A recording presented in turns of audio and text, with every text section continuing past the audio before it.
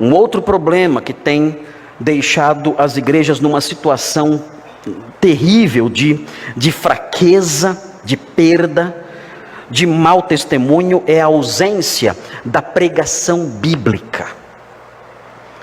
Os crentes de verdade vão às igrejas, e eles têm em mente um versículo: nem só de pão o homem viverá, mas de toda a palavra que procede da boca de Deus.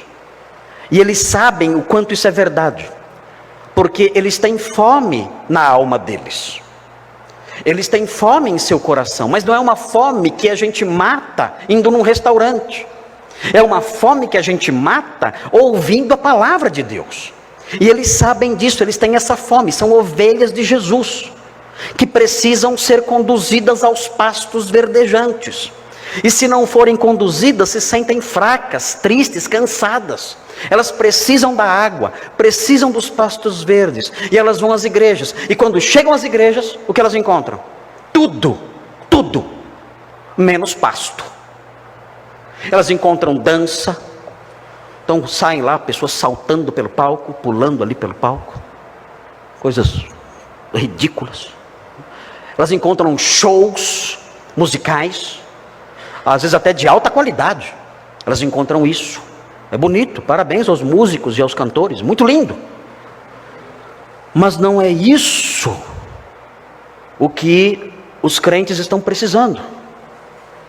Eles precisam da palavra de Deus, e quando a palavra é pregada, ela é pregada de forma distorcida. Pastores pegam versículos, modificam seu significado, misturam a verdade com a mentira, inventam com isso grandes heresias, gritantes, e conduzem o povo mais ao erro do que aos pastos verdejantes. A palavra de Deus diz no texto áureo da bibliologia, 2 Timóteo 3,16, vejam, esse é o texto áureo da bibliologia, 2 Timóteo 3,16, vejam o que diz esse texto, versículo conhecidíssimo. O versículo 16 e o versículo 17 são versículos conhecidíssimos. Vejam o que diz: toda a escritura é inspirada por Deus, ou seja, Deus a soprou, é como se Deus a tivesse pronunciado por meio dos homens que a escreveram. Toda a escritura é inspirada por Deus, e vejam, ela é útil para o ensino. Se não há escritura, não há ensino. Se não há escritura, só há ensino falso. É isso que há: mentiras, invenções, o compartilhar de pensamentos pessoais. Se não há escritura, não há ensino verdadeiro. É útil para o ensino, para a repreensão. Se não há escritura, não há repreensão. Os irmãos podem às vezes achar que a pregação que repreende é uma pregação dura demais, mas muitas vezes é isso que emana da própria escritura. A escritura leva o pregador fiel a repreender, dela emanam repreensões, e o pregador fiel, quando se vê diante de repreensões nela, tem que partilhar dessas repreensões com o povo que está escutando. Ele não pode ser político e dizer o que o povo quer escutar, ele tem que dizer o que a palavra de Deus realmente diz.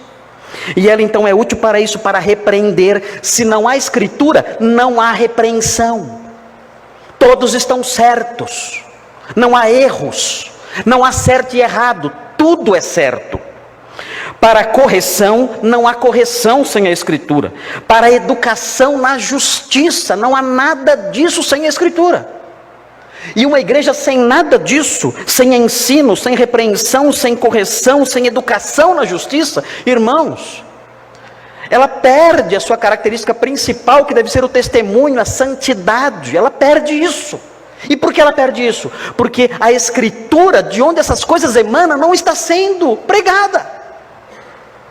O pastor está divertindo as pessoas, contando piadas, inventando shows e espetáculos, e apresentando esses espetáculos ao povo, que se diverte e acha o máximo, quando na realidade o dever dele é ensinar, repreender, corrigir e educar na justiça, com a palavra de Deus em punho. 17. A fim de que o homem de Deus, nas epístolas pastorais, o homem de Deus é o pastor. Timóteo é o homem de Deus. Parece certo dizer que nas pastorais, como é o caso aqui de 1 Timóteo, é uma das pastorais, homem de Deus é o pastor. Para que o homem de Deus seja perfeito. Note bem, a palavra perfeito significa completo. Para que o homem de Deus seja completo. Completo em termos do seu ministério não falte nada. Para que não falte nada no ministério do homem de Deus, ele tem que ter a escritura em punho e fazer essas coisas. Para que ele seja completo no seu trabalho, ele tem que ter as escrituras em punho e ensinar, repreender, corrigir e educar. Esse é o trabalho dele, o tempo todo, em cada conversa, em cada visita, em cada sermão, em cada aula. Ele tem que fazer isso para que seu ministério seja perfeito, completo. E o texto prossegue: e perfeitamente habilitado para toda boa obra. Ele vai aplicar essa escritura para ele, para si mesmo. Então estará pronto para realizar o que é certo, para fazer o que é certo, para se comportar como é certo, para ser exemplo dos demais. Sem isso, sem a escritura, nada disso acontecerá. E teremos então pastores desabilitados para pregar, e pastores que não têm capacidade de viver boas obras, de realizar boas obras, e que darão péssimo testemunho. Irmãos, não brinquem com a igreja onde você pisa. Não brinque com isso. Uma igreja pode destruir a sua vida. Uma igreja pode acabar com a sua vida para sempre e da sua família. Se nessa igreja que você estiver, onde você estiver, não houver um apreço pelas escrituras, como Paulo ensina aqui, e não houver um cuidado extremamente intenso com o perigo da infiltração de incrédulos, como eu disse alguns minutos atrás.